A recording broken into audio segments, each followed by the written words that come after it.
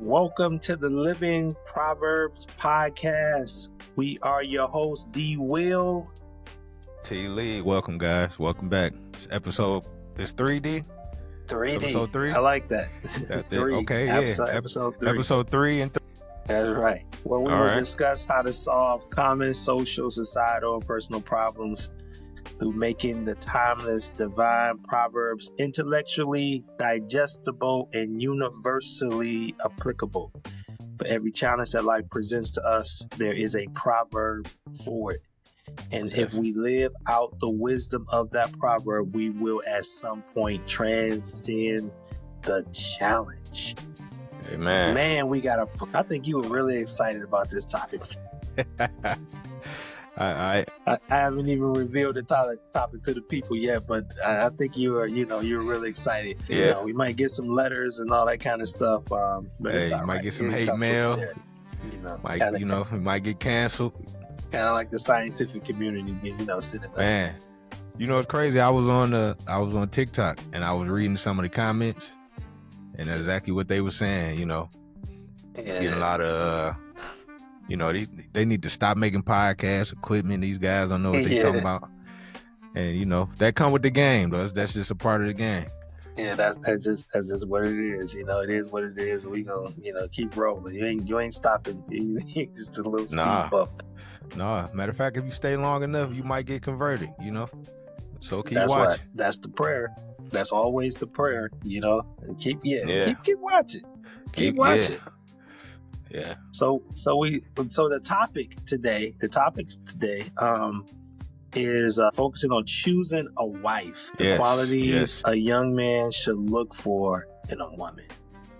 Yes. I had to just blow that out because it's gonna get interesting. Yeah, it's gonna get interesting, especially when you try to digest the word. Hey.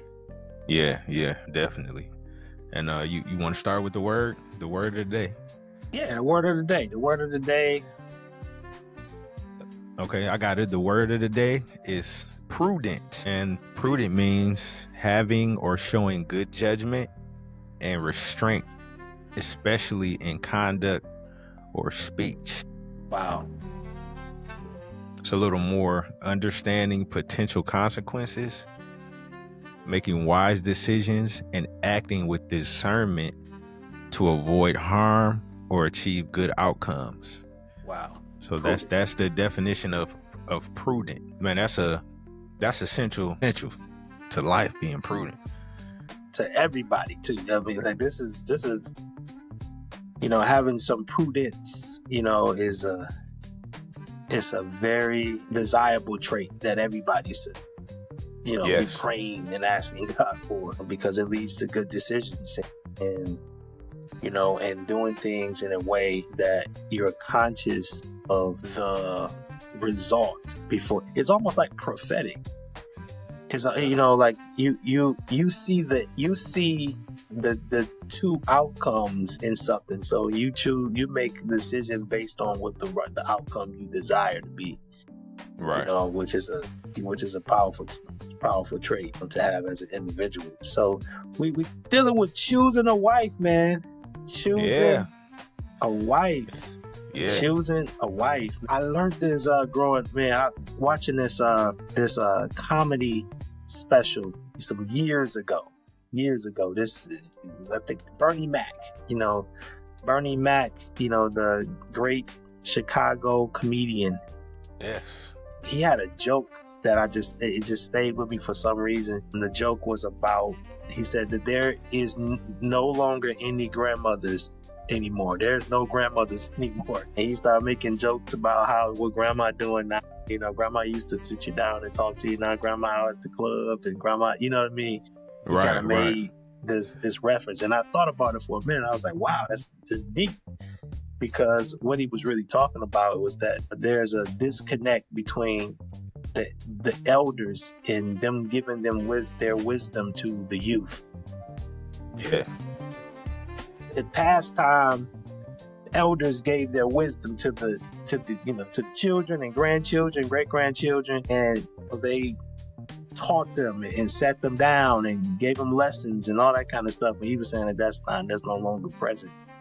And I was like, wow, that's deep, you know. And especially we talk about subjects like this, where young men choosing a spouse, choosing a wife, you know, and the elders should have some wisdom to guide, you know, about what a young man should be looking for, not just in words, but also in what they show the young man what a woman is. You know what I mean? Their ideal about what a good woman, a good quality woman, you know, should look like, you know. I just was reminded of what Bernie Mac said, like it's a disconnect, because that's where all this really comes from, is Solomon and those, the writers of the Proverbs, giving these young men, trying to give them understanding about what they should be looking for in a woman, you know? Yeah. You know, I agree with that 100%. And that Bernie Mac special, when he said that was probably in the 90s, probably, or the early 2000s. Wow. So this was it's been over 30 years ago. You know what I mean? So it's even worse now, imagine, than when he originally had that thought. But I think the effects of it now. Yeah. But it's still because the grandmothers and the elders, like you said, would pass down the information that the youth needed to know in order to do what they did, which is have lifelong lasting marriages, and how you should conduct yourself, how you should behave in terms of being a wife or being a husband. But being a wife specifically, you know, I think the mothers and the grandmothers of that generation, they set the tone with how they lived and how they conducted themselves. And, you know, now you have the older women are competing with the younger women. You know, they still think they just as fine as they are, or they single, they trying to competing for the same man that the younger women are getting. So why would I give you any game when I'm trying to compete with you? Know what I'm saying? I see what you're saying. Yeah. So I can't give the competition. Exactly. I can't give my competition a leg up. Yeah. But these women are already supposed to have already found their person, found their husband, and then they could just pass on that to, you know, their kids and grandkids. And I think that's pretty much what Bernie was saying.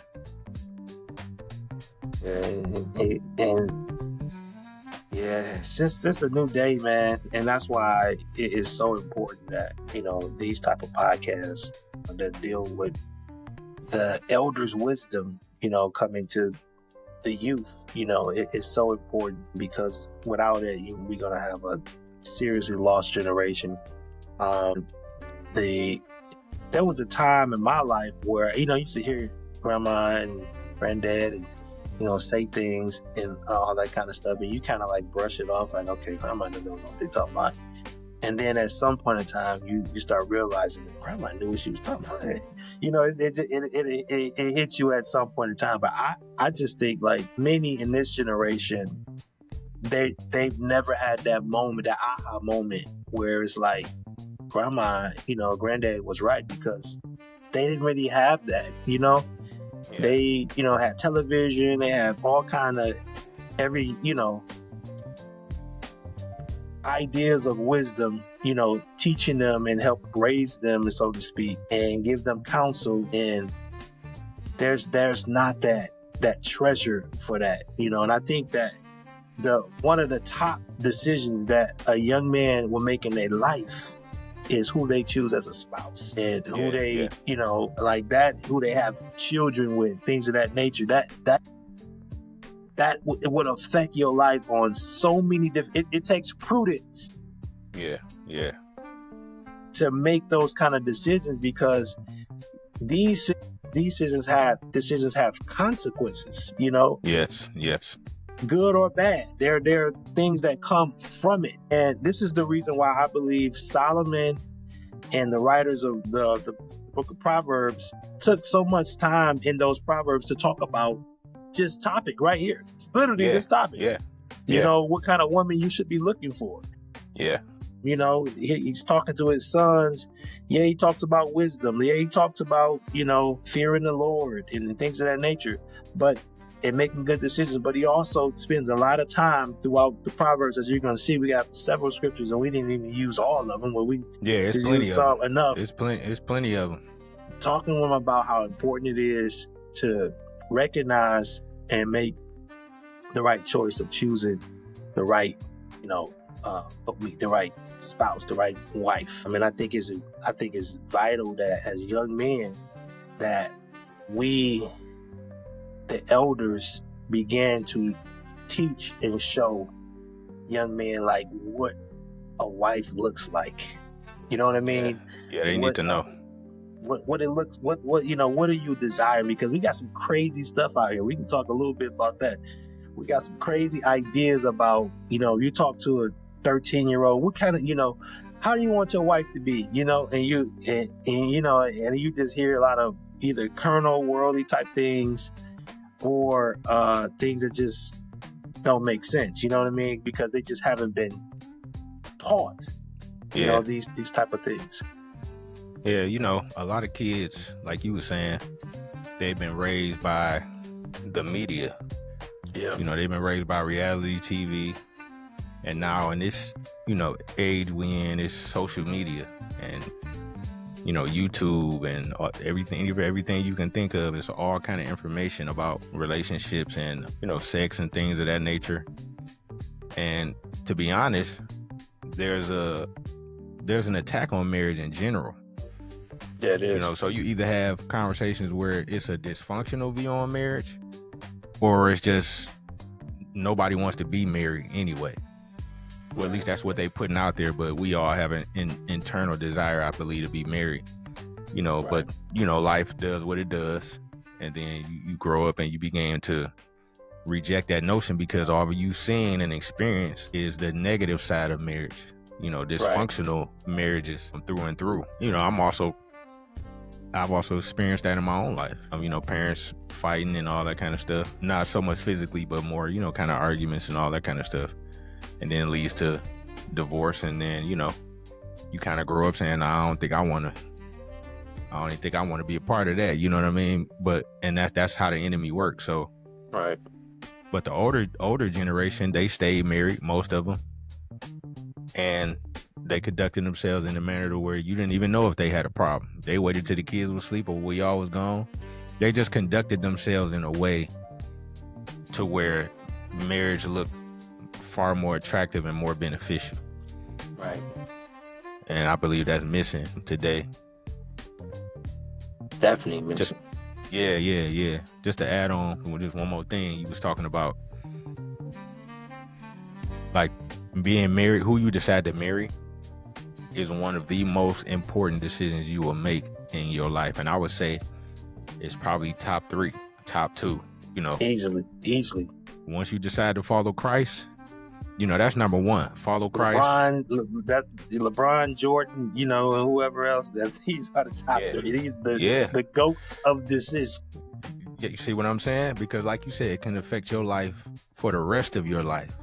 It will. You know what I mean? It will. In one way or another. There's no one way, like you said, good or bad. Right up under deciding to accept Christ as your Lord and Savior, so we can have eternal life on this side of existence, the physical plane. Who you decide to, marry and have children with, is going to affect you for the rest of your life. So it is something that you should not take lightly. At all. It's just not. And you should be training, thinking about it. In middle school, you should be practicing on looking for certain qualities, and like high school, you should be, like this is a very important, because how to say this, women are some powerful beings on the planet. Yes. They're very, very powerful. Yes. And they could be if they win at your back, ain't nothing stopping you. Oh yeah. Oh yeah.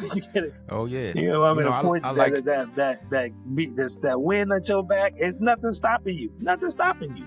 You know what I Yeah, mean? man. They're gonna be there. They're gonna be down the whole 9 yards. But what they say, it's an old saying about a woman scorned. You know what I mean? Yeah. Hell You have don't no want it. fury like a woman Woman's- scorn. You don't get that's one true. of those. Yeah, that's true. It That's destroy your life, you know, and That's easily too, like this, because they know Yeah. how to do it. Yeah, And like you said, women are very powerful. They're very powerful, and I like chess. You know, I'm not gonna say I'm very good, but I aspire to be. You know, I play. You know, and we all know the game of chess. The woman, the queen. The queen is the most powerful. Is the most powerful piece.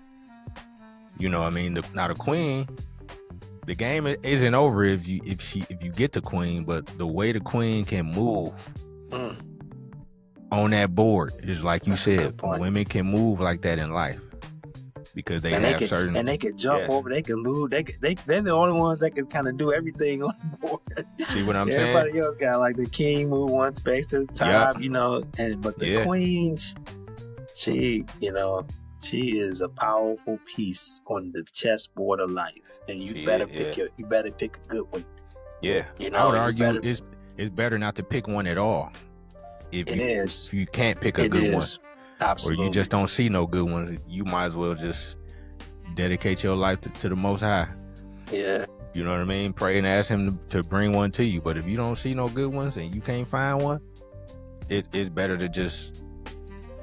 to not even, you know what I mean, engage in marriage and all that type of stuff. But yeah, you know, that's a good point.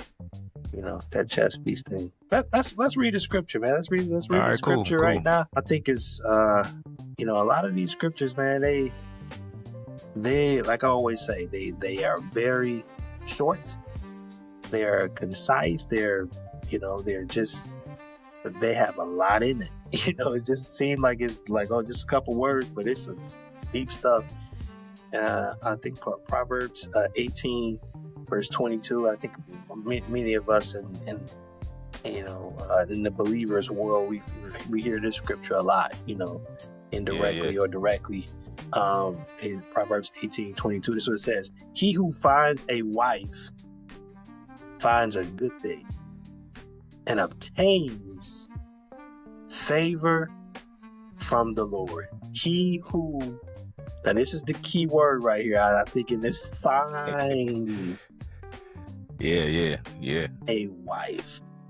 Yeah. You know, when I think about that, just talking to young ladies who are inspiring to be married, and things of that nature, and they always say, you know, what I need to do, where I need to go, and I always say, listen, you just need to work on you, because it's a husband that finds the wife. If you out there looking, getting thirsty, you're gonna run into the wrong.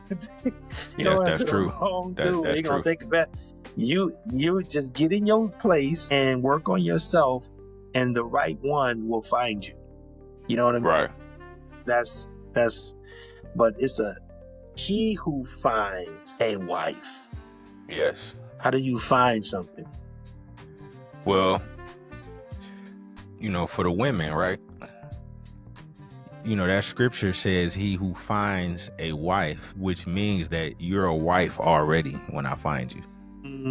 That is good. So it's just like what you said. You wife work on yourself and become a wife, and then you'll be found.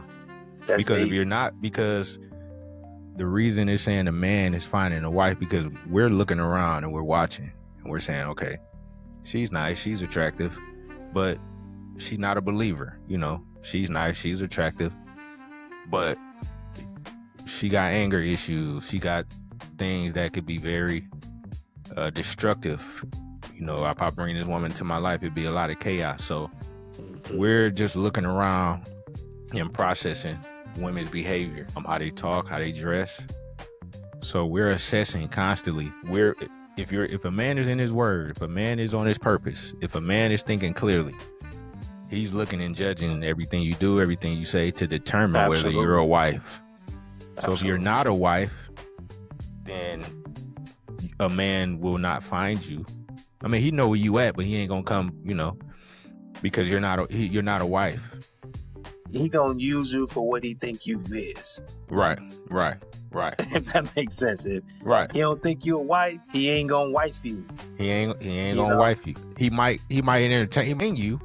He might use that to manipulate you. Exactly. There's a saying where it's like men don't only want one thing from women. It's that's all those women had to offer. Right. So I can't draw blood from a stone because the stone don't got no blood. I can only get brick from a stone. You know what I mean? We're not saying that men should be moving this way. We're just saying in the world this happens. So become a wife so you can be found. So a husband, yeah. So he can find you. That's good. So he can find you, yes. Now, what do you think, in terms of, should we break down those specific qualities or in terms of what we should be looking for in terms of finding a wife?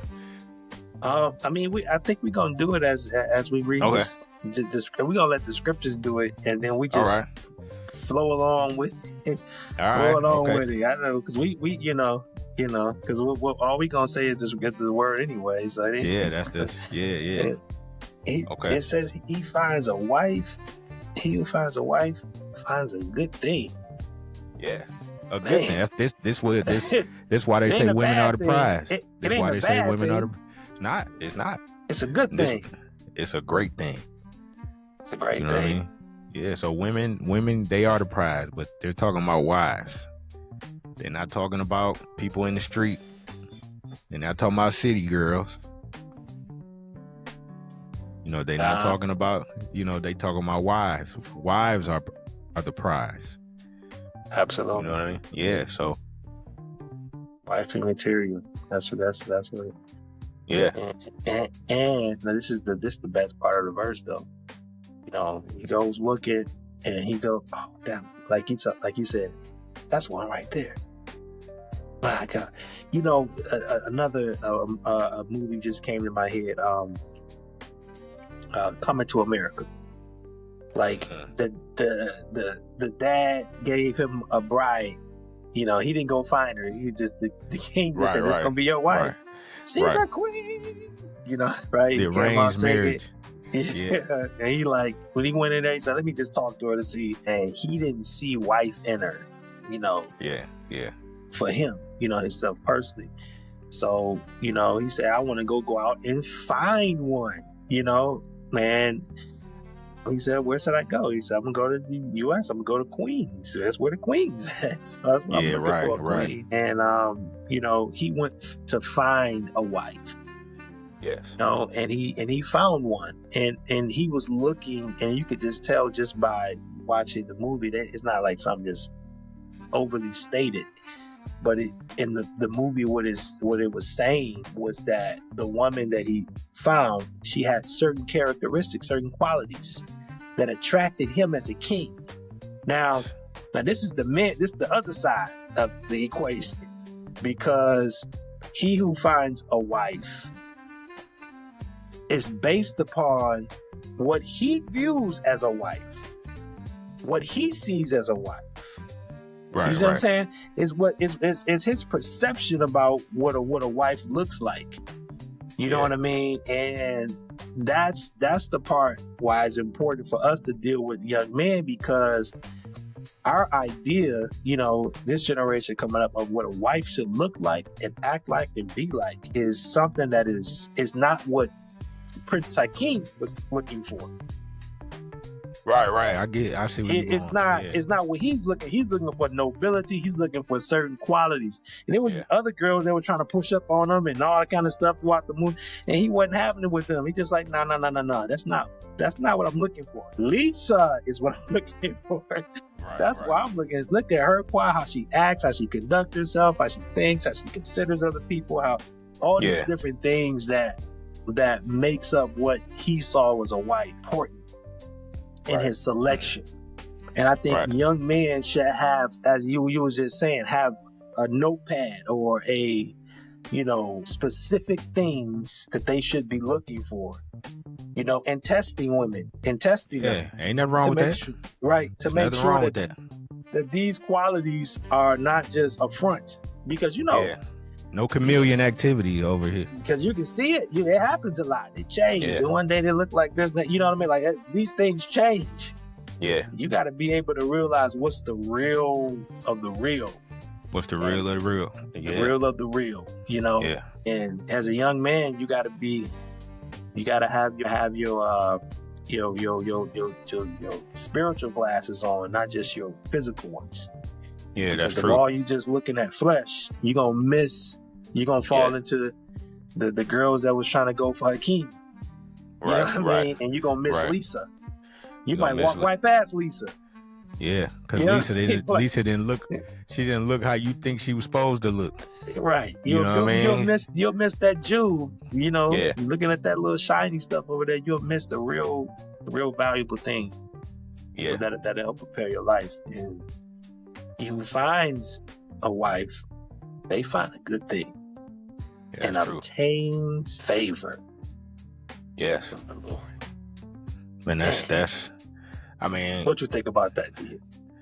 Well, I want to ask you one question, and it's about coming to America. So, one of the major, I would say, traits of not just a wife but a husband as well. When you talk about being married, it says submit to one another. It's not a one-sided submission. At all. Now we know it is a hierarchy. The man is regarded as the leader and the head of the house. So when we talk about that, the lady in Coming to America that his father presented to him, she had submission in spades, because everything he asked her to do, whatever you like, and some men think that's what they want. They think that that's how. That's a good point, T. Because they will look at that and say, "What? I mean, she do. That is a wife. You know what I mean? Oh, that's what I want right there. I need her to do whatever I tell her. You know what I mean? And I'm not. Man, that's good, especially for today's time. That's especially real good, because you got a lot of the red pill, the this, that, and third, and this is the perspective that they have, but it's a little bit askew to where it's not realistic, because people aren't robots. People aren't, they have their own thoughts, their own will, and we need to take that in consideration. Plus, when this verse is talking about a prudent person, there's some attributes of wisdom in there and discernment. And if you have a woman that's just a puppet and only repeats what you tell her, then how can she think independently or have some kind of idea to make you better? Or when you're not around, she can't think for herself. Right. And I would say that's why Prince Hakeem was like, no, this not gonna work, because I need a woman that got some type of substance more than just stand on one leg and bark like a dog and you just do whatever I take, because I don't know everything. Right. So some things I'm gonna have to be able to look to you and be like, hey babe, what you think about this? Because I'm a little stuck. And if she can only repeat what you tell her, she can't contribute, in ways that you need a helpmeet, a partner to contribute. You know what I mean? So yeah, I just want to touch on that real quick. What you think about that? So you like bringing me into these conversations. It's gonna be a little bit longer than we expected, because I was trying to avoid this.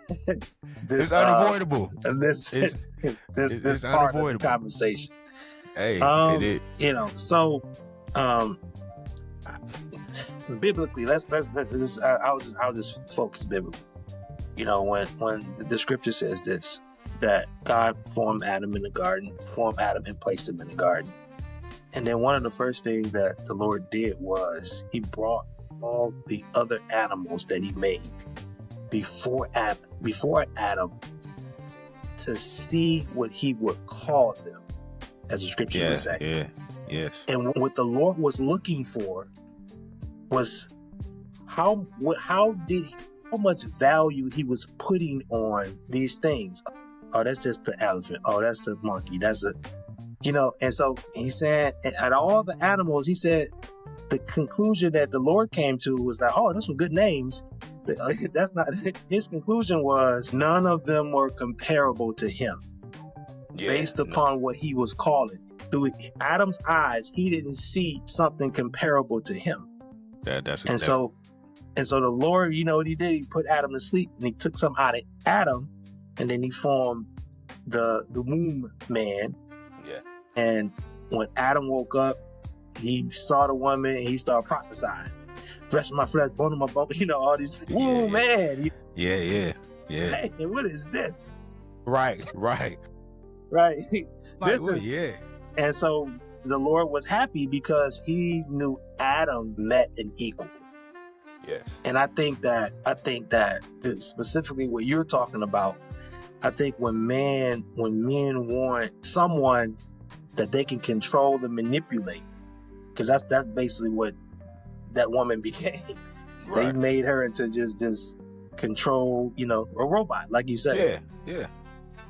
And some men crave that because they don't have the right fortitude within themselves. You see, you don't want something that challenges you when you don't think you're strong enough to handle. You know what I mean? The week, you know, if I go in the gym, go in the gym and I lift every day and I'm bench pressing 300 and all that kind of stuff. And I don't want to go in the gym and bench press 40 pounds. You know what I mean? That's not a challenge to me. You know what I mean? And I think that's where men of this generation have come to, where they don't want a challenge. They want something weaker. They want something they can control and manipulate easily. Right. You know what I mean? And they're not looking for an equal. They're not looking for, you know, it might help me. They're not looking for that. They're looking for something that they can get. You know, they're not thinking like Prince Hakeem, who looking for a woman who can hold their own. Right. You know what I mean? I can bounce ideas off you. You know what I mean? You know what I'm saying? I can learn from you. I can grow with you. I can, you know. Yeah. You got some skills, some things that I don't have, and we can merge some things together, and we can, you know, we can do some. Yeah. You going to play a game somewhere, and you got to take a team with you. You're not looking for the weak players to take with you. Right. You know what I mean? In this game called life. Yeah. You know what I mean? You're not looking like, okay, oh man, he can't play. You know, you come with me. Let's go over there. No, you're looking for the best guys. You're looking for the best people you can run with. You know, to go, because you know you about to go into playing some good competition. So you gotta have the right people around you, and that's kind of where we at. Yeah, I agree. That was, you know, I agree with that take. I just thought it was interesting when you brought up the movie. You know what I'm saying? It's just like that's the talking point, and I'm not saying it's not relevant, because it is. You can have, you know, a woman who resists your input in every fashion. Yeah. She just, you know, whatever you say, I don't agree with that, and we're not talking about that. You know, let's be clear. We're talking about a woman who's wise and knows when to input her opinion when she knows something that you don't know. You know, when she could see something that you don't see. Right. You know what I mean? We're naturally gifted that way. We're wired that way. Right. If you ever been in a car with a woman, you understand that we're wired certain ways.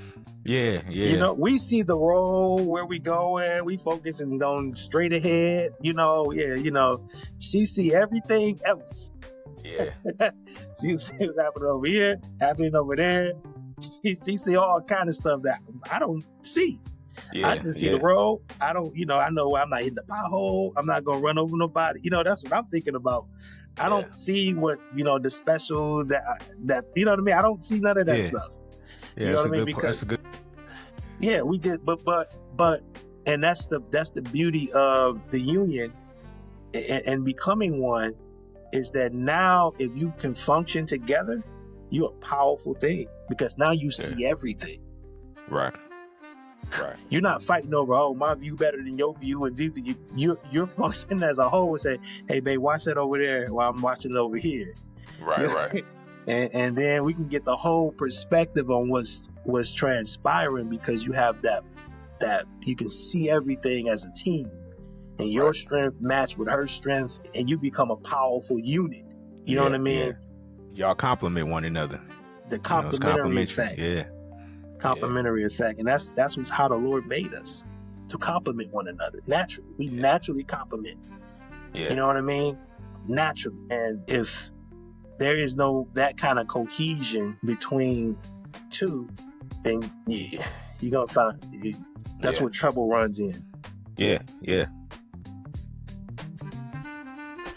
So he finds favor, man. Yeah, so he finds favor. He who finds a wife finds a good thing and receives favor from the Lord. And I think that's a part of that that's overlooked, in my opinion.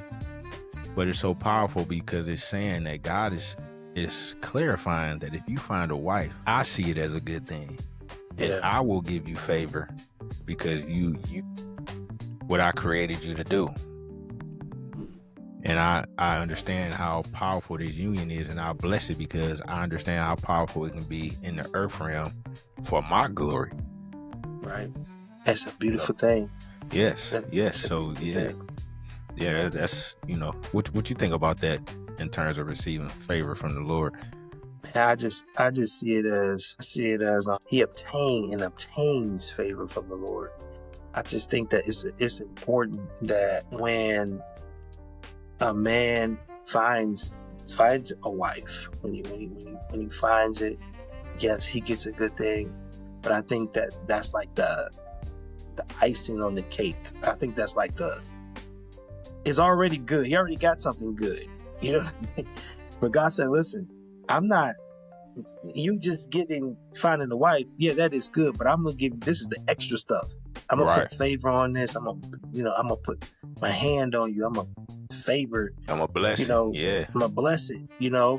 And this is specifically to the man. This is specifically, he said, he finds a good thing and obtains favor. Yes. Now, obviously, if they're married, the blessing me on one of them is the blessing on both. You know what I mean? We don't. I don't want to do this.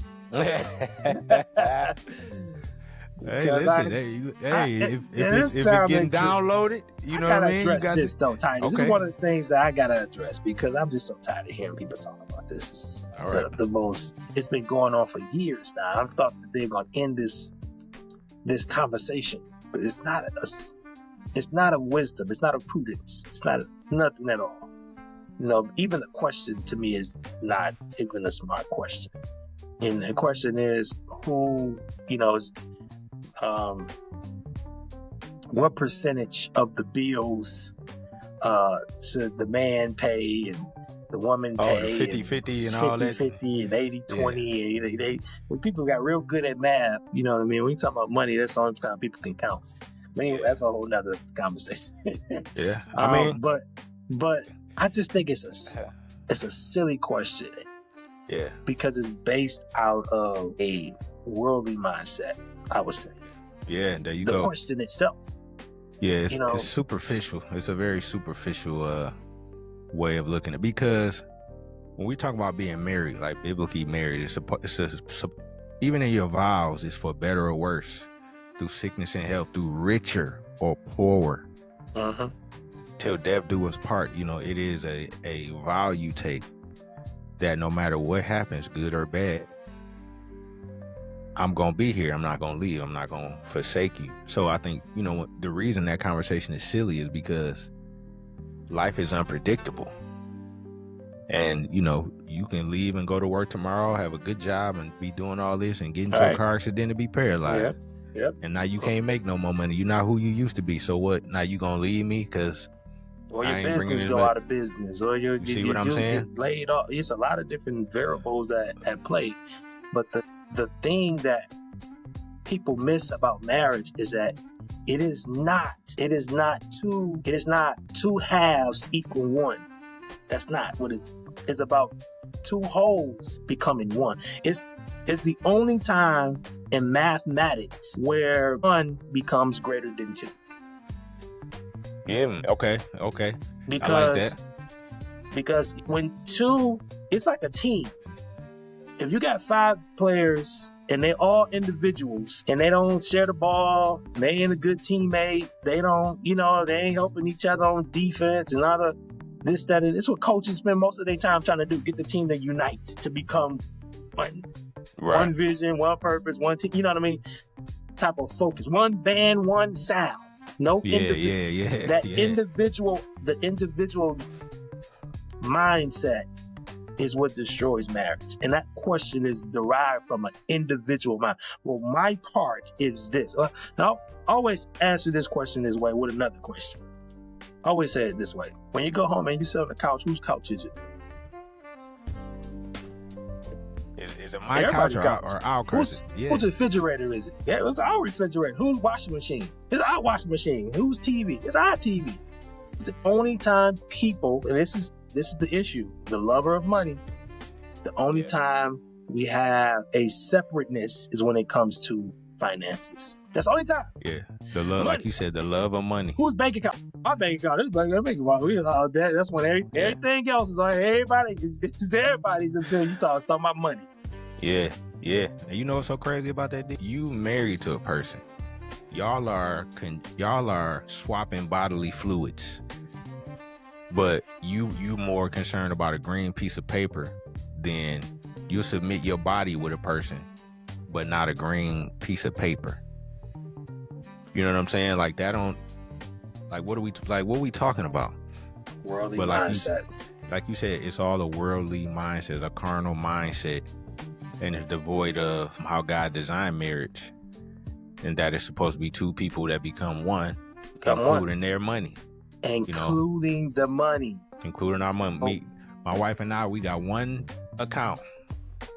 My money going there, her money going there. So whatever come out of there, I'm not saying, well, that's my money or you spent this. Oh, no, this is our, you know what I'm saying? See, this is our money. That's the problem, T. People not doing that.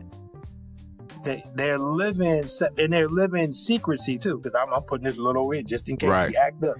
See what I'm saying? Just in case you're already preparing for separation. Yeah. Your mind is not on spending all your time trying to become one, and more and more one, and close, and more and more enter that oneness. You know what I mean?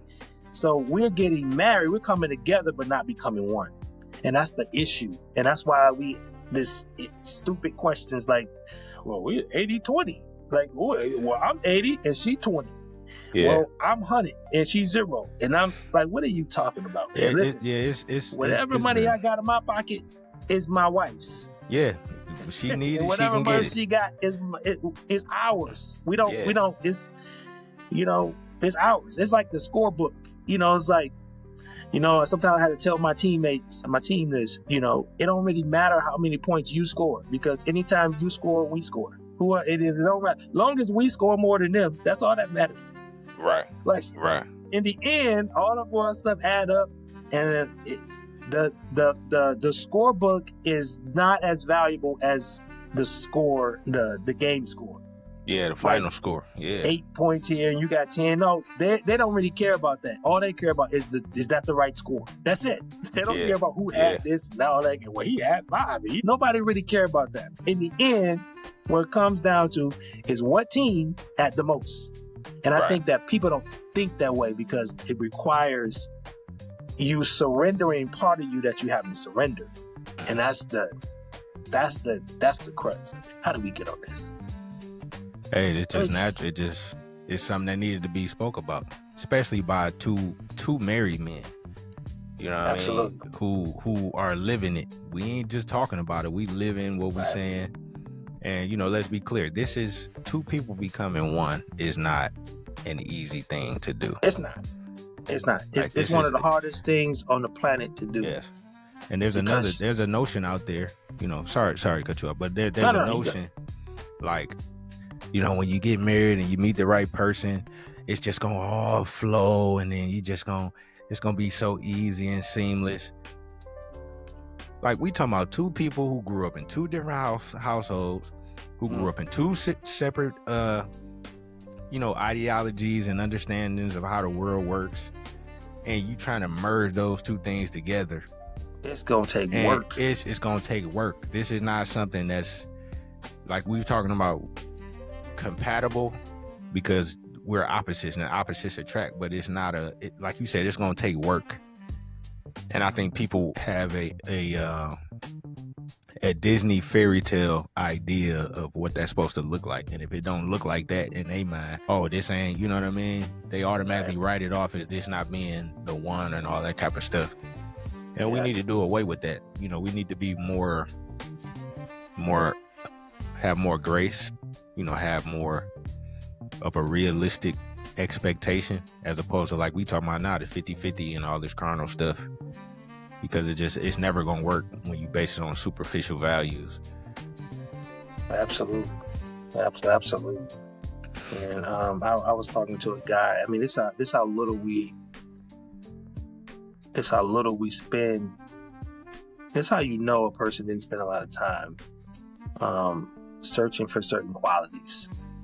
You know, you just kind of, oh, well, she looks nice. Oh, I've been wanting her. You know, like they just kind of move on a kind of almost on an emotional basis. Is when they don't really even value the marriage, and they put it so low. I was talking to a guy. He's a super Detroit Lions fan. Like, I see where this goes. I already know. I'm not gonna go too deep into that, but people know my stance on that. But he's one. You know, he's like a super. I don't know how to describe it. I can't describe. What you call it? He's a fanatic. I forgot. You know, he dang that groupie status. He's beyond a fan. Yeah. So we having this conversation, and for some reason, you know, we had already talked about, you know, because he was just divorced and everything, and so we had a conversation about that too. And then, you know, on a more lighter tone, we were talking about, you know, his team. You know, making light of his. That's pretty much what I was doing. But anyways, so I mean, he was really adamant though. Like he was like, man, like he was really, really. I said, man, you gonna keep going over and over. Like really, you really, like you gonna let them do all this to you? No, I'm just using all these examples. And to make a long story short, so I asked him this question and it blew me away. Like he literally had to think about it. I asked him. I said, what it seems to me is that if you were this as dedicated as you were to your home team, to your Detroit Lions, then if you had put that type of energy into your marriage, you wouldn't be divorced right now. That's basically what I told him. I was kind of jokingly saying it to him because we just in the middle of the conversation. But when I said it, he kind of just stopped and he was like, "You're right." Yeah, that's true. I mean. And he literally had to think about it for a minute because he realized, like, really, I didn't really value it this much. I really, care about this. And I'm saying you value a hobby, a sports team, and you're more dedicated than to your wife than you already do. You know what I mean? And let's think about this. If we use an analogy or metaphor, as you will, and we say, the Detroit Lions represent a wife in his life, it would be a terrible wife. Because they only take, they never give. Listen, man, we don't want they no give letters nothing. from them. Don't send me no letters. See what I'm saying? I don't want any letters. You know, what I mean? They let you down. You're in an abusive marriage. An emotional. Time, you live. Bring you right here. Listen, you live under emotional distress. Every time they play, your heart rate and blood pressure is through the roof. And when you think they're going to do something, you're working so hard too, because you're going to the games, you're standing outside in the cold. See, you're spending all that money. You're putting a lot of it. You put a lot in it. You spend $20 hot dogs. I mean, like you're really putting a lot into this marriage. Yeah. And you're not getting nothing out of it. You know what I'm saying? But the hope and wish that one day you could see them win the Super Bowl. And, you know, it's very silly, like, when you put it like that. And I know he thought about it, was like, dang, you know what I'm saying? He literally thought. He was like, you know, he gave me one of those. I never thought about that. Yeah. You know, now he probably in the house, you got that man going, all kind of thoughts running through his mind. Like, man, you done messed it up, Yeah. man. You had to put. But my point with bringing that story up was that it's so important to the decision you make has to be like, you really have to be led, by the Spirit. You got to be, you got to have look for these. You got to really be invested in the process, so to speak. Yeah. Because if you don't, then when it happens, you're not going to invest in it. You know what I mean? Me and my wife, what we do, we don't look at marriage as like this little piece of paper, this thing. We look at it as an actual person. Yeah. Like we're still individuals. Because we're still working on becoming one. Yeah. But our marriage is a person. You know what I mean? And we so every time we have an anniversary, we look at it as going through school. So we're 14 now. So like I said, we're going to high school now. You know what I mean? Cool. We're going to the 9th grade. You know what I mean? It's a person that you got to take care of. You have to, you're not. You can spend time with yourself. You can spend time about the other person, but you have to spend time on your marriage itself, working on it, to improve it, to grow it. Yeah. You don't want a malnutrition marriage. Yeah. You don't want marriage that, you know what I mean? So you got to feed it the right stuff. Yeah. You got to do all kind of stuff, to make sure that it's healthy and it's growing and developing. And you know what I mean? And people don't invest that kind of energy. Yeah. You see what I'm saying? Yeah. And so it always leads to demise because you're not building something. You're just, you're an individual, you're giving half of yourself and you give half. Jesus said it like this. He said, wherever a man's treasure is, that's where his heart will be. Yeah. Where you put your money. Said it all. That's where your heart is. That's where you put your time. That's it. Where you put your energy and effort. And I agree with everything you said. And that's a good way to look at it because, if you got a person, you see it as a living, breathing person, you can't ignore that they need time and attention. They need food. They need encouragement. They need wisdom. And it's all equates to you got to put energy and time into something. It's just like a plant. They need to be forgiving too. They need to be grace. They need mercy. I want to. Now you lead me. Go ahead. I'm about to start preaching now. Go ahead. Well. Okay. Okay. So, correct me if I'm wrong, but Jesus was not married, right? Right. To a woman. But if you want to be, like we said, Jesus' bride is the church. And when it says how a man is supposed to love his wife, it says love his wife as Christ loved the church and give himself up for her. Christ loved us so much that he died for us. He gave his flesh up. And let's think about how the church treats Christ. We are very disobedient. We are very lukewarm. We are adulterers because, like you said, a lot of us got money on the throne of our heart. We got sports on the throne of our heart. We got lust on the throne of our hearts. Jesus and Yahweh, they're on the back burner, I would say, in most of our lives. And and he still loves us anyway and hasn't forsaken us and abandoned us. Haven't taken us to the divorce court.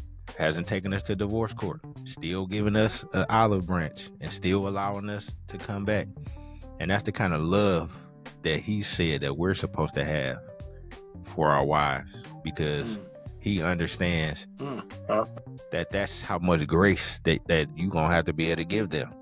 Absolutely. So that's another thing, especially for men. If you don't have the bandwidth or the capacity to forgive over and over and over and over, and her as well, then you're not going to be married. Not long, anyway. Yeah, it's not going to be fruitful. It's not going to be fruitful because, we talk about being prudent. That's the word of the day, being prudent. And everything that it describes is all good, but we're still human. We're still living in the flesh. We have a lot of imperfections. Right. and that's going to rear its ugly head, and you have to be able to endure that and still get up the next day and love each other, give each other grace, mercy, and get that's what it's about. That's the way marriage is sustained for 40 years, for a lifetime. You got to love each other like Christ loved the church. That's the word. Yeah, I'm done preaching. That's good. That's good. I mean, you got to close now, man. You can't just... Yeah, I mean, I should have saved that for the end, but I mean, that's what it is. I always tell my wife, and one of the most overlooked virtues and attributes of God is long suffering. Absolutely. When he described himself, one of the words he used was, "I'm a long suffering God." And that's one of the virtues that we're going to have to take on. Not even just being married, but just dealing with people. We're going to have the ability to be long suffering. And like you said, endure that. Mm-hmm. That's good, man. Yeah, we have to filter our love the way Christ did. That's crazy that he makes that, he uses that analogy, so to speak, in reference to the church, that you are my bride. Yes. You know what I mean? Like, you are my bride to be, and this is how much I love the church is how much you should love your wife. That's deep right there. That's deep. That I'll lay my life down. You know what I mean? Like, I'll lay everything down for you.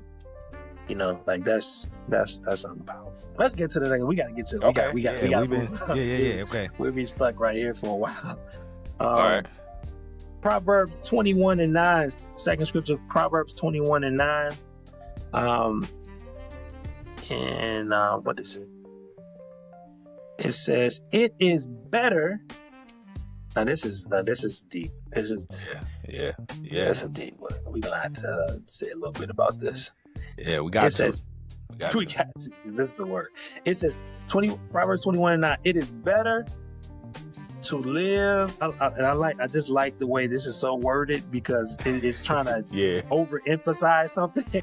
Yeah. He says it is better to live on a corner of the roof, not just the roof. Don't just go up on top of the roof.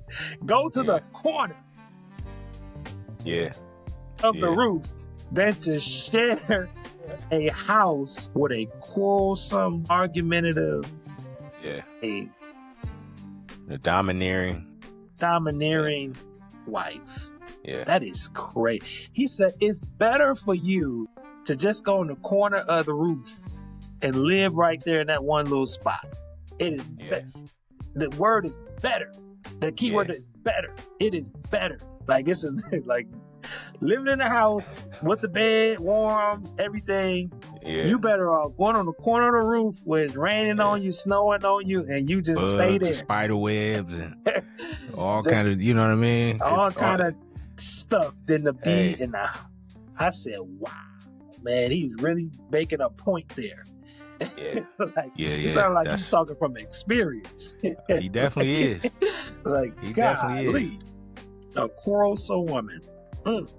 Yeah. Okay, so we talked about women having a lot of power earlier, and that power can be used for good, it can be used for bad. Yeah. So like we was talking about earlier, one of the attributes of a wife, I don't think Prudent was in there, but being wise, but being sweet, being kind, being what's the word I'm looking for? Good soil. Or the way you plant seeds and you can see them grow. And she's not always talking down to you, using, profanity. Sometimes they can get physically violent, things of that nature. And just a woman that's completely disagreeable. She doesn't agree with you on anything, no matter what it is. You know what I mean? Let's go to the no. Let's go. Yeah, you know what I mean? What you think about? It's just like like, what you think about saving some money and, you know what I'm saying? We can do a business, or we can, no, I don't want to do that. You know what I mean? I want this new purse. No, baby, we got to pay a bill. No, you know what I mean? It's just that we all know women like that. And most of them, a lot of them we experience in our families first. Mm-hmm. Grandmother and auntie, we all know that person who was just oozing anger, just oozing unhappiness, just it was nothing. Every time you get around them, hey auntie, hey, how you doing? They just had that demeanor about them, and that's the kind of woman that you would not want to live with. Right. And I mean, we can go deep, but how would you explain that? I mean, I would, like you say, we all recognize these personalities before we, walk down the aisle. You know what I mean? Like, these are like no man can tell me that, oh man, she just started acting like, nah, this something you saw a long time ago. Yeah. You just ignored it, that kind of thing. But what I believe the author is trying to convey is that this is something you should look to not be in the woman. Yeah. You know what I mean? Before you entertain, because he said it's better. He said, listen, it's better for you to not be presently around them. Yeah. You know what I mean? Far away from him as you can possibly be in the house. You know what I mean? Yeah. Then to be, he went to, because nothing fruitful comes from it. Nothing of value will come out of it. It'd just be argument. It would just be unproductive activity. Yeah. That will transpire from this type of woman. You know what I mean? And this is why young men, because you got to remember, he's talking to a young. This is a person that hasn't had he's letting them know, hey man, listen, you got to watch out for this type of woman. Just a cross, just want to argue, just want to, just agitate it for no reason. You know what I mean? Just want to try to ruin things instead of build and make things better. And I think it's important for us as to show young men, hey, these are not, yes, she is fine. Yeah, she is, built the way you want to be built, and all these different qualities that you may see. But look at this. Do you still want to deal with that? You know what I mean? No matter how fine she is, no matter, how built and how all the different qualities that you like about a woman, if that woman has that type of spirit, you're going to be miserable. Yeah, I don't care how what face you put on it or whatever, the Maybelline or whatever you want to put on it. Yeah. You will be miserable with that type of quality of individual. So you need to be watchful. You know what I mean? You need to really discern, what what you're. That's why the scripture says, and when you're preparing for marriage, we always talk about, this is you need to make this decision sober minded. You need to really be thinking about this. This is not just like some casual thing you do. Yeah. You know what I mean? You got to consider all variables. Yes. Before you make that commitment, or you're gonna be at the corner of the house. Yeah. on the roof. Yeah, you're gonna be at the corner of the, So if we broke this down in like practical terms, like, let's say you're a young man and you pursuing a young lady, and you mentioned like testing women.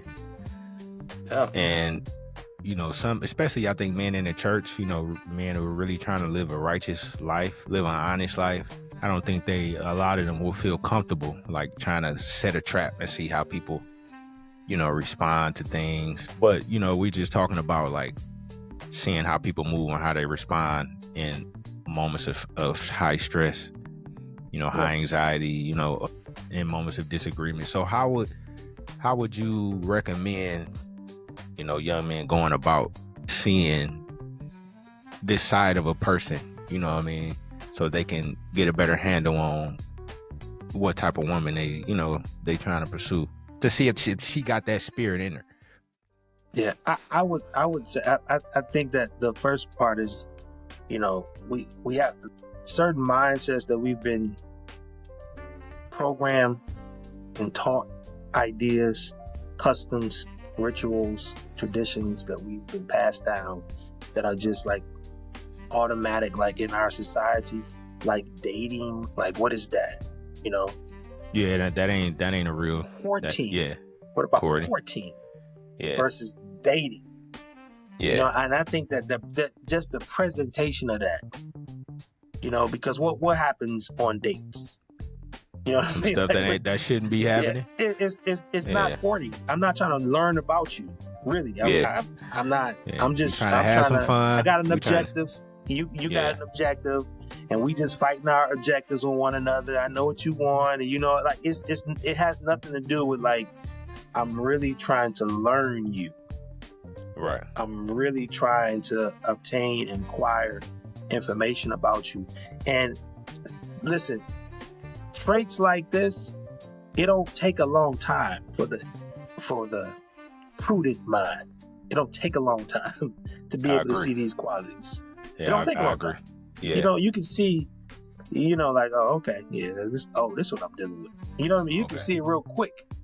Yeah. You know what I mean? Based upon you don't even have to. You can see it. I mean, like it's these things that, but you need to look out for this trait, or you're gonna be at that corner. Yeah. You better look out for it. Yeah. You better look out for this. This one of the things, young man. You need to look out for this. You know what I mean? Agree. Because if you tie yourself in these type of shit, and then, you know what usually happens? So they get together, and they may not even get married, but they have a kid. They have a child. Yeah. And now you don't want to be with her no more because, you know, you ain't even married and you on the top of the roof. Right. And you really don't want to be. And so you run away from her. You know what I mean? Like, but you got the kid too.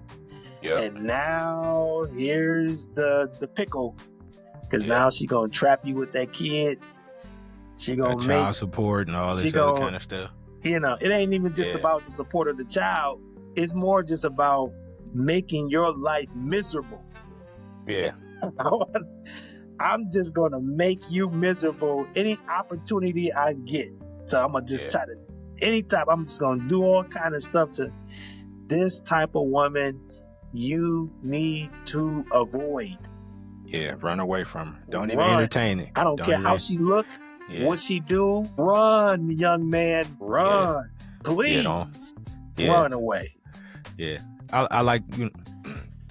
I agree with you 100%. This kind of trait is very difficult for a woman to hide long term. So I would say give it some time. You know, don't jump into it. Like you said, courting, because courting is more so where you trying to get to know the person. You trying to get to know their family. Like go around their family, go around their mother, go around her sisters and brothers, because that'll really, you just looking around at everybody and you like, oh, she don't really come from good stock. Look at relationships too. What kind of relationships she had with her? Yeah, prior exes and all that kind of stuff. What kind of relationships she had with her father? Yeah, is the father present? That's a big one. You know what I mean? If a woman hasn't dealt with that properly and she doesn't understand male leadership, you know, or men having some type of authority in her life, then she won't be able to accept it when you have authority in her life. And this is a very difficult thing for women to adapt to. So I would say to the young men, first of all, pray. Always pray. Ask God to show you and reveal a person's heart and true intentions. And then you have to open your eyes, look, listen, and accept truth. Don't try to talk yourself, oh, she didn't have a dad, or, you know, her mom was this way. It ain't her fault. You know, I can save her. I can see, you know what I mean? No. Got to save. No. Now, am I saying, you know, we know people can change, but you can't change them. They have to want to change for themselves. Absolutely. You know, I got a friend of mine who... And they have to have that kind of spirit, though, Titus. They need to have... Yeah. You need to see that, too. Oh, they have a spirit of... You know, they can... You know, I've seen that they go from this to that. You know what I mean? Like, you want to look for all variables. Yeah. That's, you know... Like, I got a friend of mine, you know, we work together. And, you know, we both got married around the same time.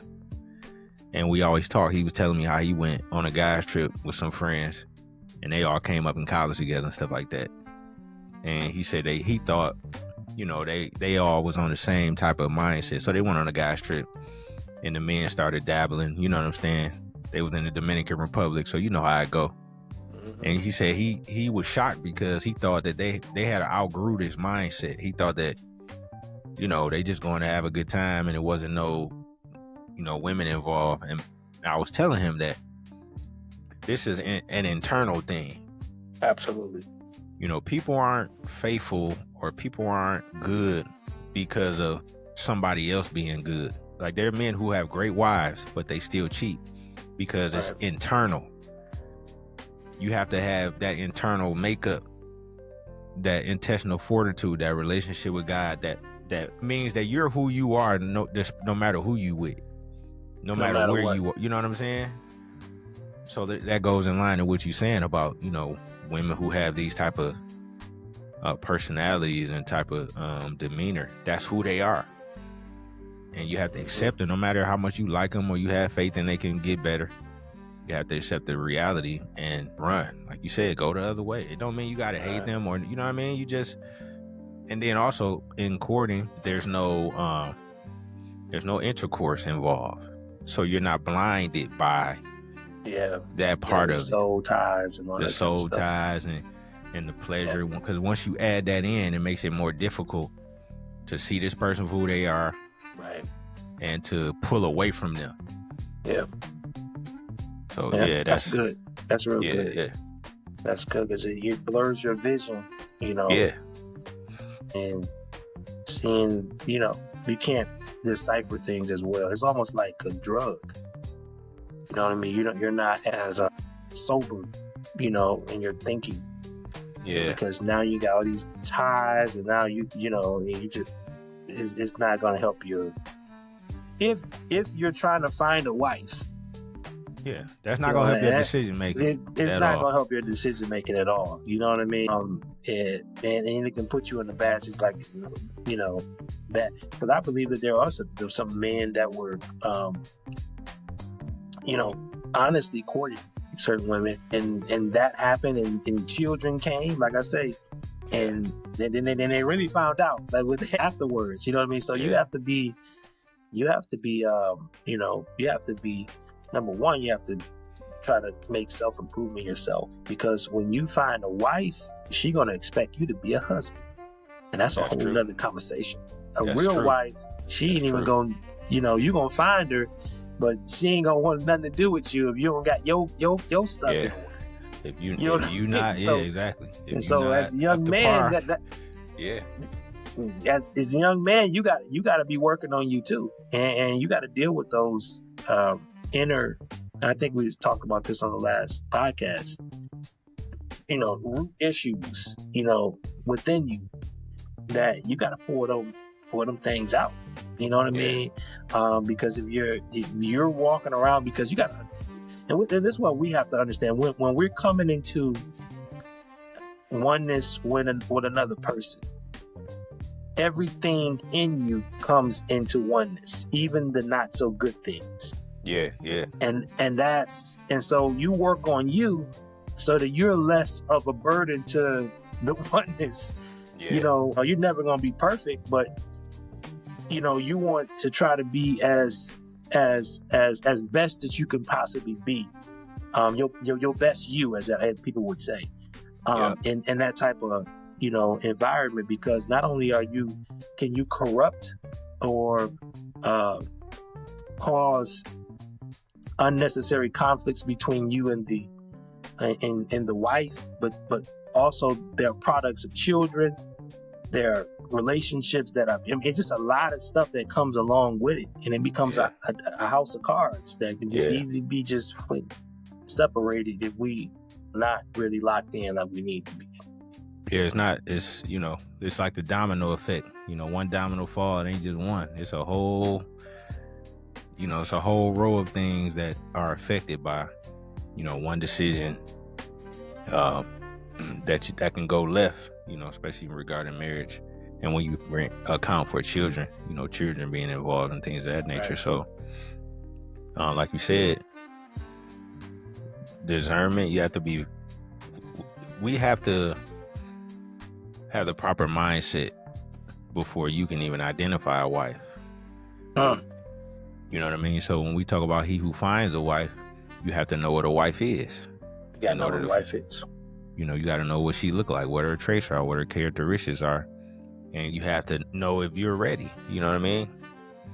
If you have, you know, the mindset, like you said, are you a husband?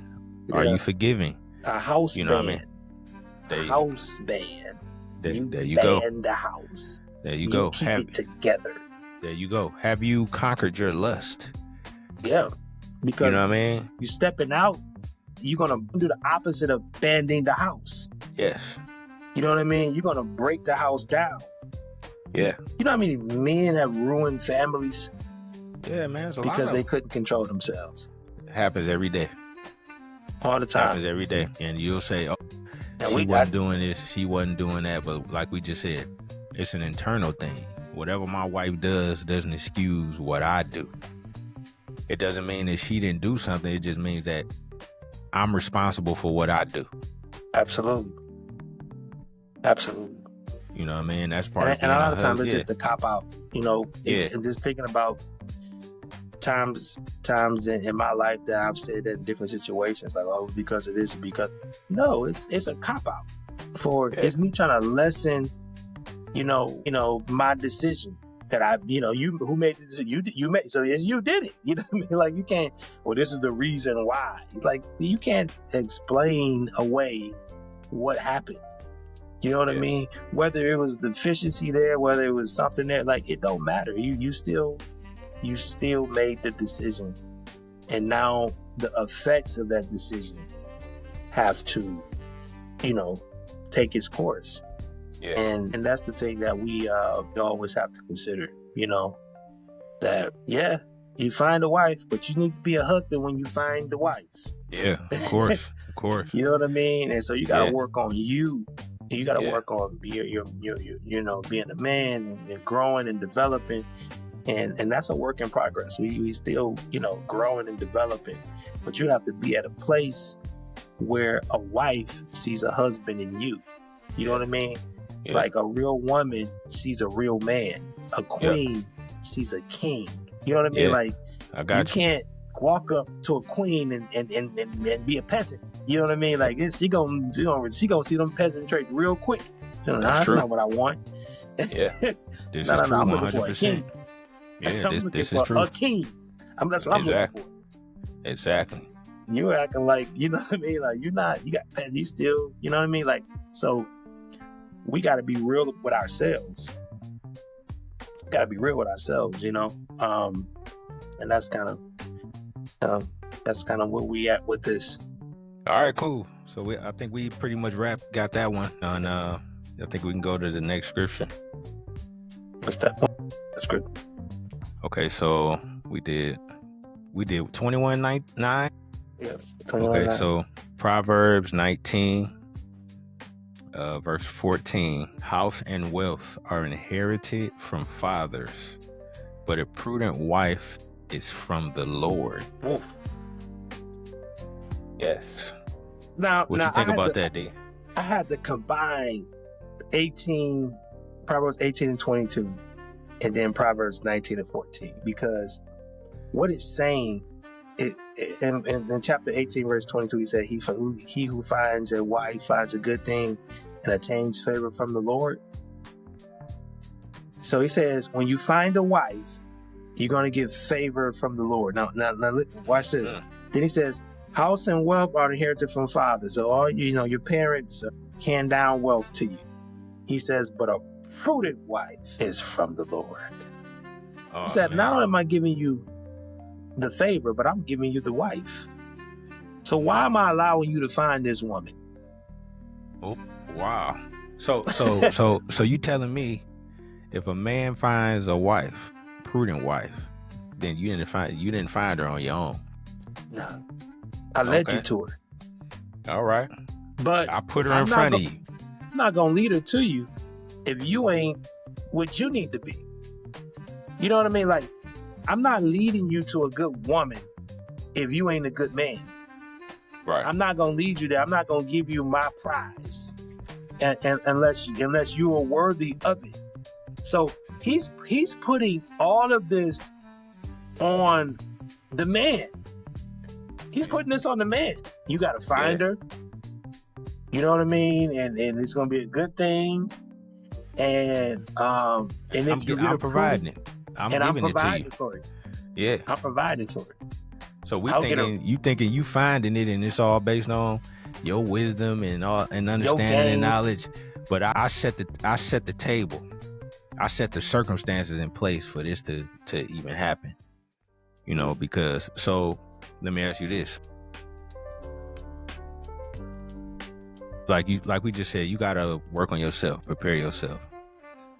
And if God puts a prudent wife in front of you, then I think it's safe to assume that God does see that you working. You know what I mean? You're trying to work on yourself or the best way you can. So it just begs the question, if you're a man and you don't see no wives in front of you, and God didn't put that woman in front of you, then that also means the opposite is true.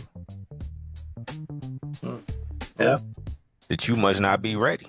That's right. That's right. And you pointing out at all the women and what they doing, and they man, these women out here, man, man, these girls out here, man, they ain't there, man. You know what I'm saying? But if God put one in front of you, you wouldn't do right anyway. You wouldn't even see her. It'd still be invisible to you. You know what I mean? Yeah, because you're not being led by the right spirit or the right intentions. Yeah. Sometimes just your motivation for finding a wife, a good woman, so to speak, is the wrong motivations. You've been taught by your uncle. You know what I mean? Right. Foolish uncle. You know what I mean? Yeah. Like, you've been taught by people who just, you've been taught by Goldie and all them. You know what I'm saying? So God ain't bringing. He gonna take her down the other block to avoid you. Yeah. Yeah. Like you said, it's all on the man. Yeah, this the prudent. And the way he presented this scripture, this verse was as almost in a comparison. Like, your parents give you your wealth, your house, and the things that you gather all this stuff. But I got the most important piece. Back to that chess thing again. Yeah. I'm giving you the most important piece. Yeah. Your wealth is not the most important thing in your life. What you have, your possessions, because that's what we've been programming the world to think. All right, this, I got that. I don't need no woman. Man, I got that. I got this. I got that. Right. I got this. I got that. That's not the most important piece, man. No, it's not. The most important piece is that prudent woman, that prudent wife. That's the most important piece. And this is what you should spend more energy trying to acquire one of those than to acquire wealth. I agree, 100%. Unless you in the 144,000, you know what I mean, men that you know what I'm saying. I know you know about that, but you know what I mean. But like I said, most of us, we not in that category. But nah, I'm not in that category. Yeah, no, definitely not. But but I think, clarification. Those that don't know, the 144,000 are men who go to heaven who are virgins. And they have a song that they sing that only they can learn, because the Bible says that they were not defiled by women, which means these men have dedicated their entire lives to Christ and are probably somewhere interceding on our behalf as we speak. But I believe those men probably have learned very early that this was their destiny. This is what they were destined to do. So they're not even really in the world. They in the world, but they're not of the world. Right. You know what I mean? But most of us, like you said, you will have the opportunity to have a wife because God knows that you working on yourself and that you following Him and you keeping Him first. And that's first and foremost. Follow God, keep God first. He can pour into you, you pour into your family, pour into your wife, and it trickles down to everything else. And that's how it's supposed to go. Yeah, prudent wife. Yeah. That prudent word there. Having and showing good judgment and restraint, especially in conduct or speech. Amen. She know how to act, and she know how to talk. Most importantly, she know how to talk to you. Yeah. Bringing out the best qualities in you and not the worst. She knows your spirit. She can. You can be in a bad. It's nothing better than a woman who has that old mama quality. The old mama quality is, you in a bad spirit, and just she know what to say and get you out of that mindset, to reset your mind so that you could be more productive, and then you feel that release. You know what I mean? She's prudent. Yeah. She understands potential consequences. She makes sound decisions. She acts with discernment and avoid harm to achieve good outcomes. She's praying. Yes. Praying with you, praying for you. You know what I mean? She's pushing you in the right direction. She's challenging you.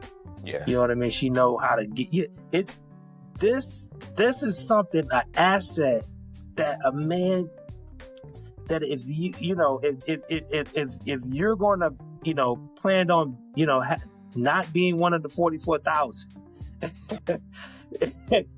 Like you said, most of us ain't going. This is what you should be looking for. You should be looking for this. Yeah. Yes. Because this is going to determine your destiny. Yes. Period. It don't matter how gifted you are, how smart you are, how what quality you want to put on a man. Yeah. That woman by your side will either improve you or she will destroy you. Yes. Either or. Yes. There's no, it's either or. It's like she gonna make you better or she gonna take you down. And you better make decisions about picking, this type of woman. And the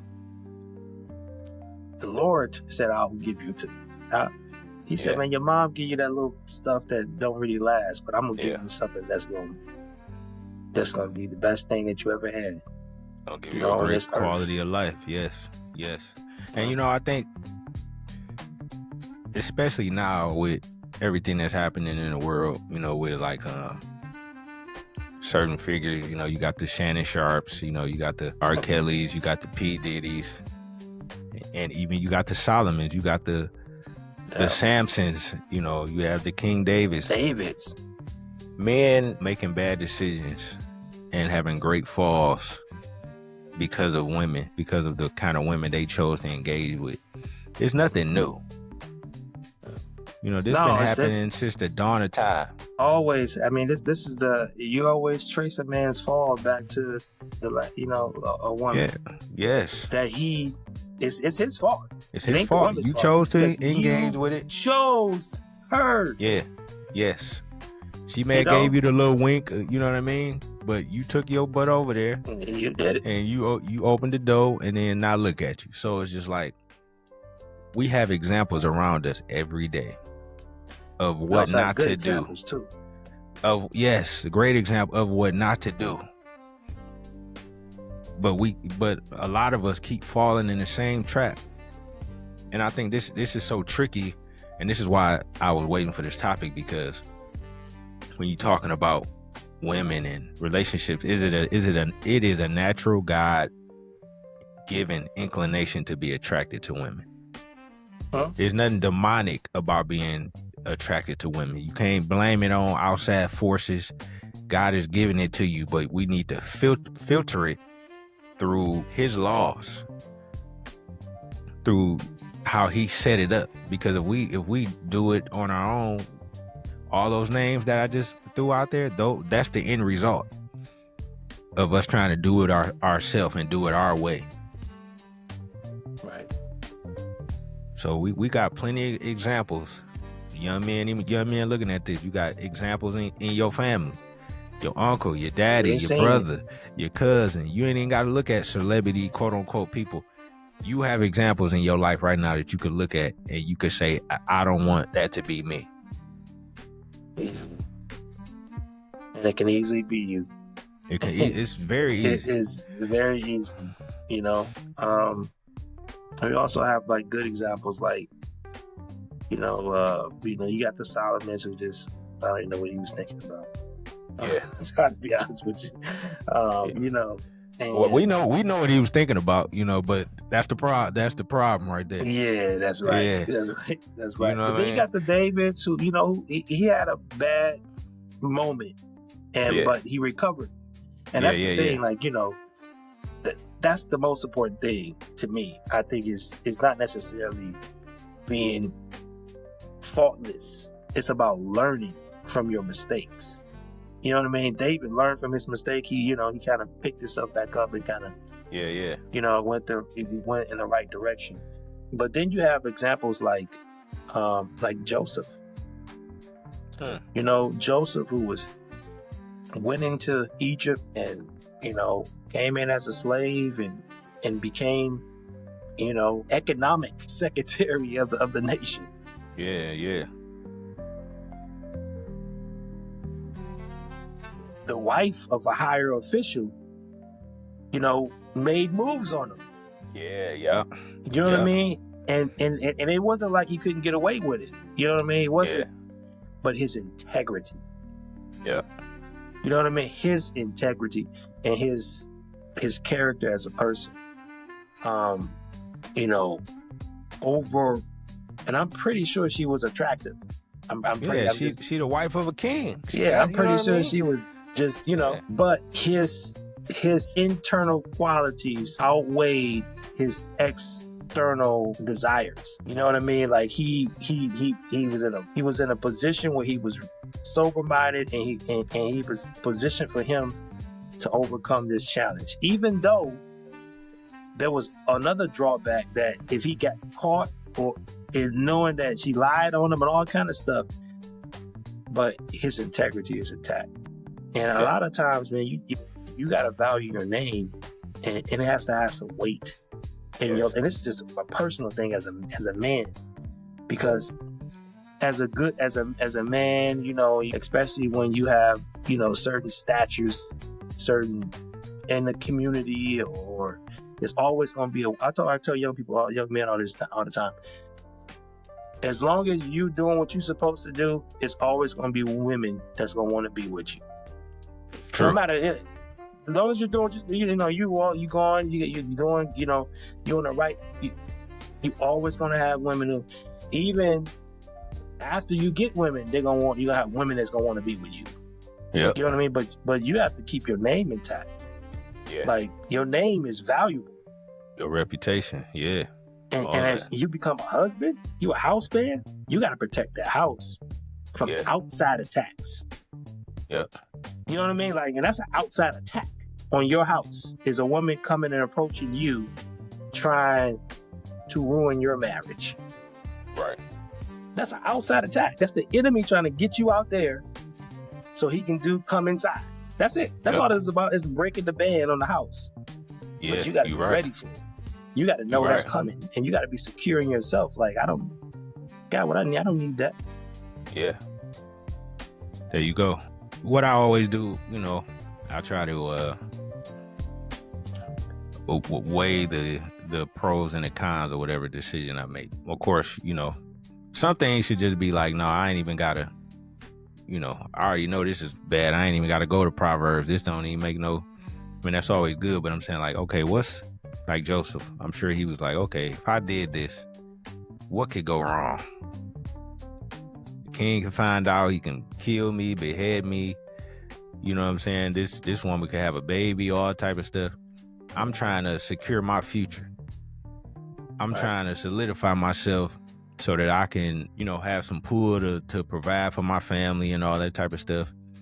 So we have to always weigh what are the potential drawbacks of me engaging with a certain female.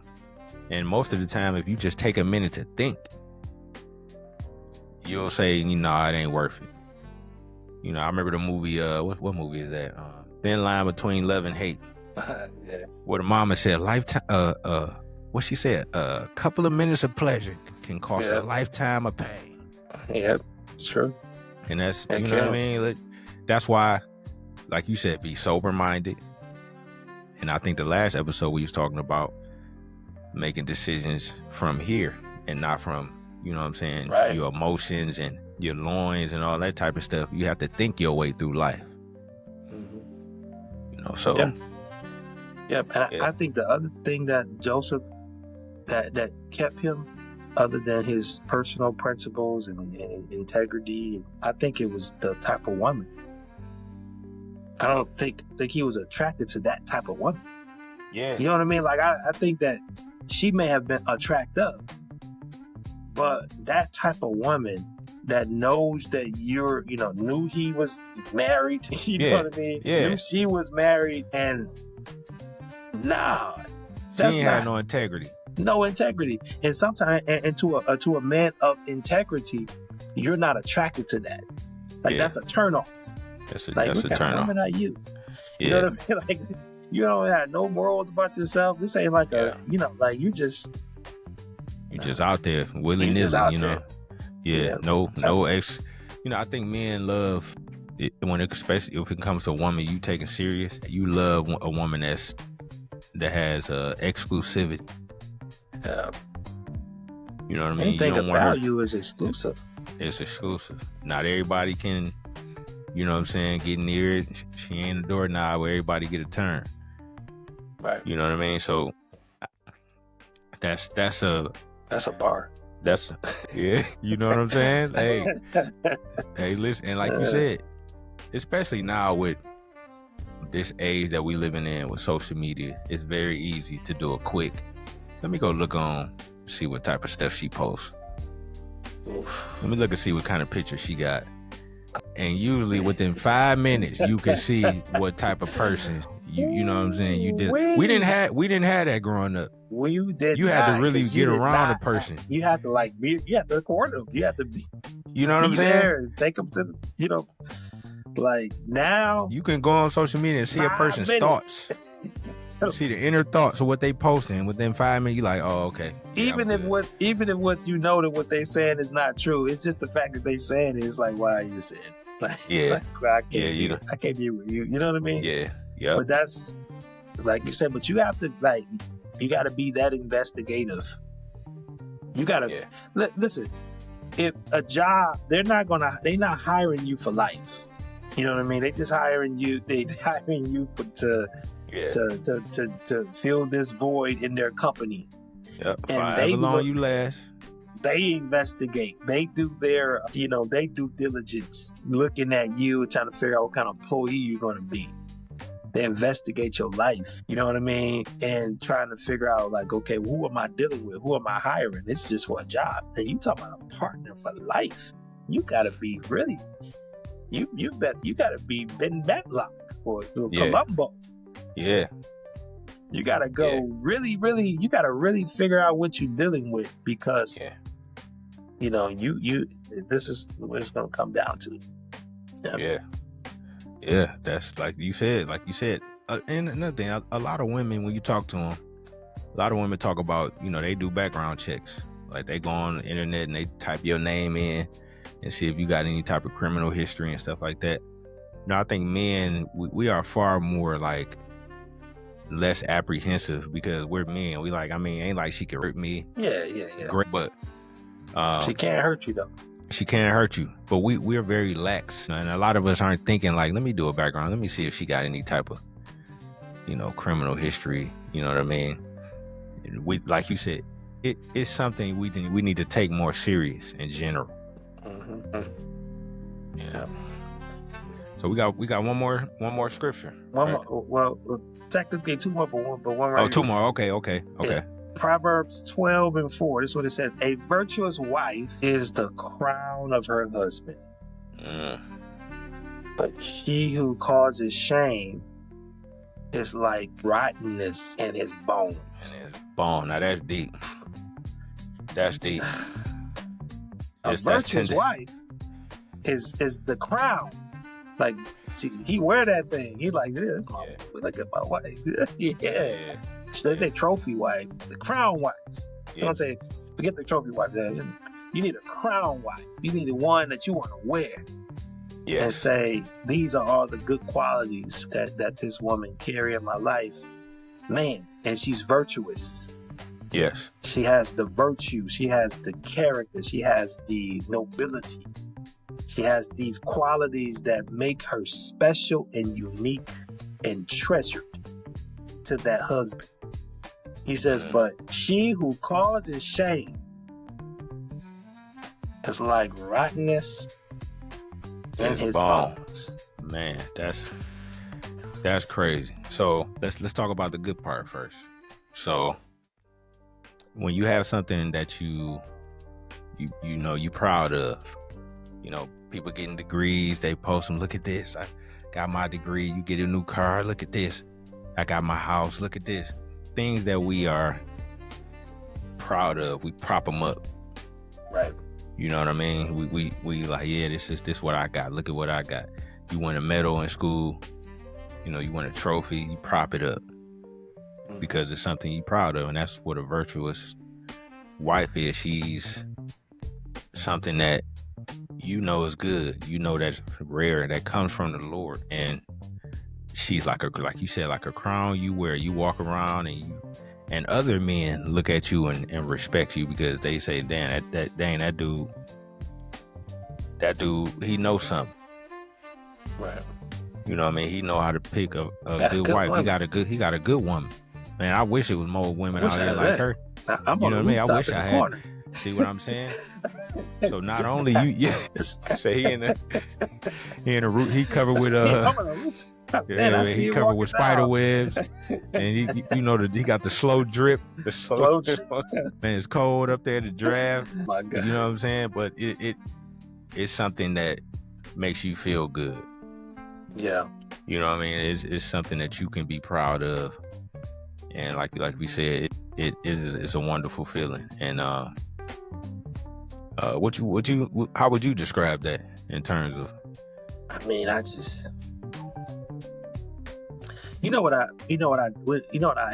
don't like about 21st century is the music. Oh my. Yeah. You know, it used to be music that talked about men valuing the woman, how good the woman is, and you know what I mean? Like, oh, I love you so much. You know what I mean? This chair, that ain't a chair. Nobody's sitting there. Yeah. You know what I mean? Like, yeah. I want to, you know what I mean? Like you know, these type of this music about love and about acquiring love has been transferred to just sex, very raunchy, crazy. I mean, just it has no intrinsic value.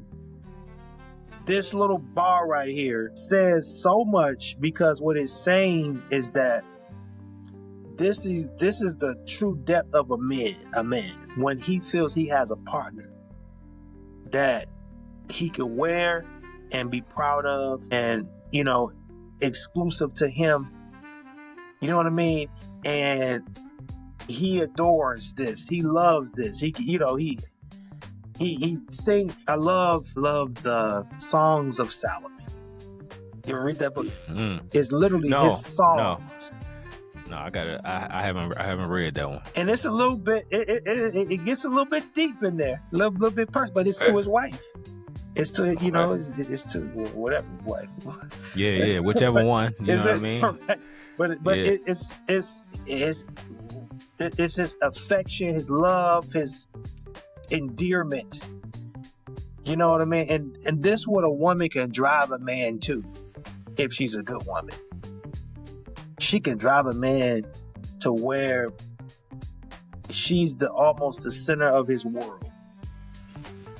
You know what I mean? And he's proud and just can't wait to get home. He don't want to hide on the roof. He wants to be with her. He can't wait to come see her and be with her and spend time with her and look her in the eyes You know what I mean? And have this level of affection for it. Yeah. But then the opposite. Yeah. Because if that woman caused that man shame, and in any kind of way, you know, in any way that he can come, Yeah. it really, that same depth on the other side affection is also, can also be the same pain on the degree of pain in the opposite direction. And a man, you know, you don't want to be on the corner of the roof riding in your bones. Yeah. Thing, one decision can make that happen. Yeah. And you know, it's crazy, like when you say that, when you think about it. So let me read that again. I don't want to misquote it. But it says, but she that causes shame. And the word I want to focus on is shame. So what can bring a man shame when we talking about a woman, a promiscuous woman? Man. A woman that everybody knows we had our way with her. And every time you walk and hold hands with that woman, you feel ashamed. You don't feel respected. You don't feel that you have something that makes you feel good. You have something that everybody else has experienced. There's no exclusivity. And you don't feel good walking around with that type of woman. And there are a lot, I ain't gonna say a lot, but there are a couple of different categories that could bring a man shame. But this is, I feel, is the number one, because it's just something that we all know is true, especially as men. We all knew about the girl who was real friendly. You know, she was everybody's friend. And none of us, we had an innate understanding that this will cause me great mental and emotional damage to try to be with this woman, and everybody knows her past and her history. And women know it too. Some women have to move to a whole nother state and start over because their reputation is so bad that no man will give them a chance, because he knows that it will bring them great pain and great turmoil, and it can cause health issues. So when I think it's saying rottenness in the bones, I don't even think that's metaphorical. You know, that you can be so depressed and so messed up, it can cause you health, you know what I mean? Cause you health problems, mental health problems. Oh, this is a real thing. And this is another thing that needs to be avoided at all costs. Avoid super promiscuous women. Yes. That you know their history, you know their past. This is why we talked about social media, because that stuff lives. But if there's people, women around you, and you know things about them, that's a woman you should avoid. Absolutely.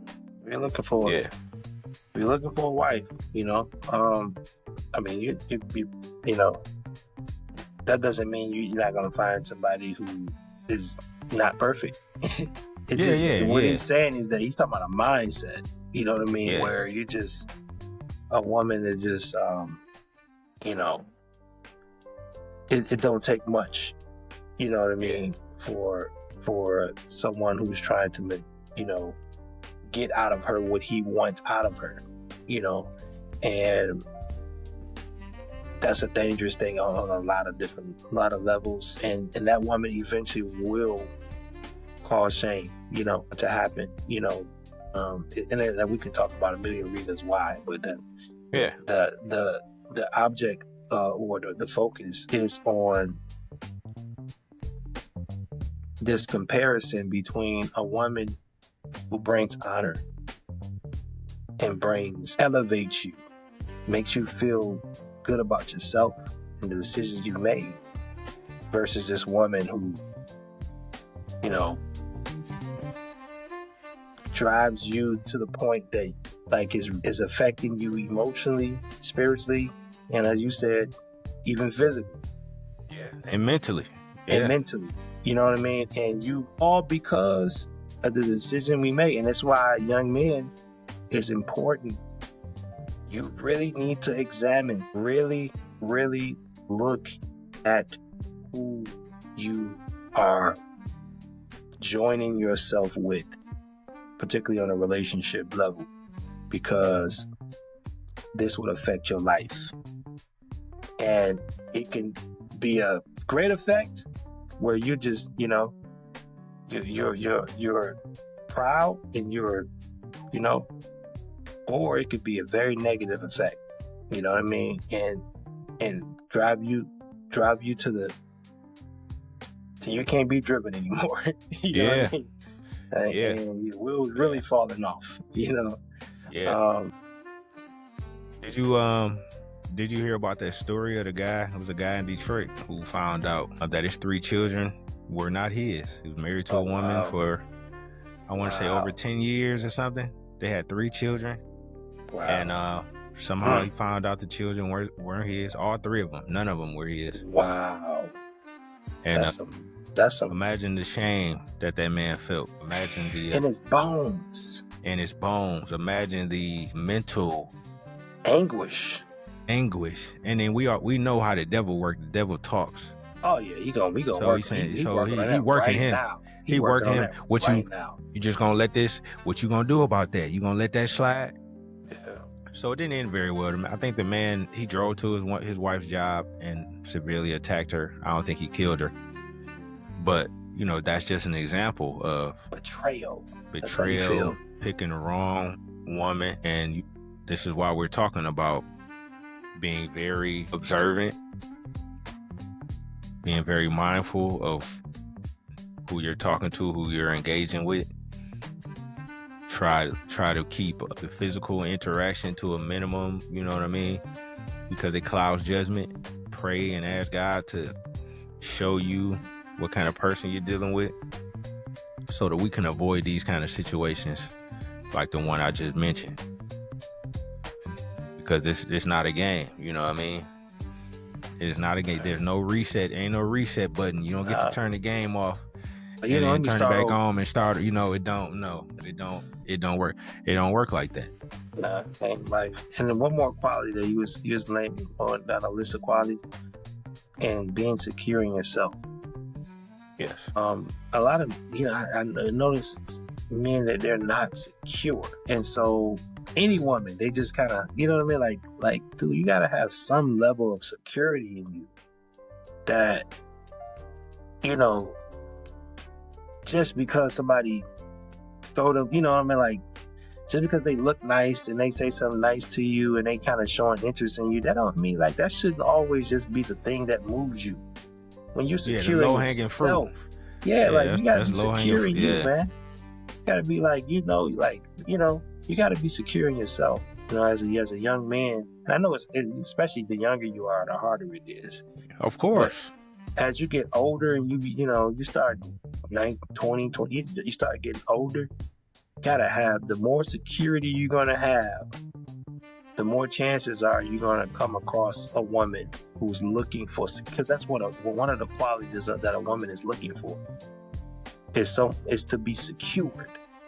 That's one of the qualities you look for in a man that can help in the secure department of her life. And security is just not a physical thing.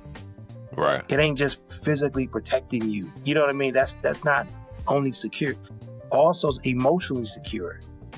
Right. That's probably one of the top things that a woman wants. Is she want to be emotionally secure. Yeah. And it's one of the top things that most of us need to work on. Yeah. Is projecting that and providing that, because most of us are, they got all the new terms, emotionally intelligent and all that kind of stuff. Right. But that's a real thing, and I believe we need to be more in tune with that aspect and learn how to, because when we talking about like two becoming one, and a lot of us didn't have a father and a mother, so a lot of us are unbalanced to where we got one but we didn't get the other. So you might have got the emotional side from your mother, but you didn't get the emotional regulation from your father. Right. Where, you know, especially as a man, you have to be able to regulate your emotions, because if you can't regulate your anger, your stress, you can become a tyrant, a Tasmanian devil to everybody, and an endangerment to everybody around you, because you can't decompress. You know what I mean? And so, and women too, and that's why we talking about, was her father in her life? How was her relationship with her mother? Because when people don't have that balance, it makes it very difficult to try to, you know, move forward with people like that who haven't addressed those issues. And that's one of the, like you said, one of the things we should be looking out for, being mindful, but with ourselves as well. Like you said, holding ourselves accountable and working on our internal issues. Right.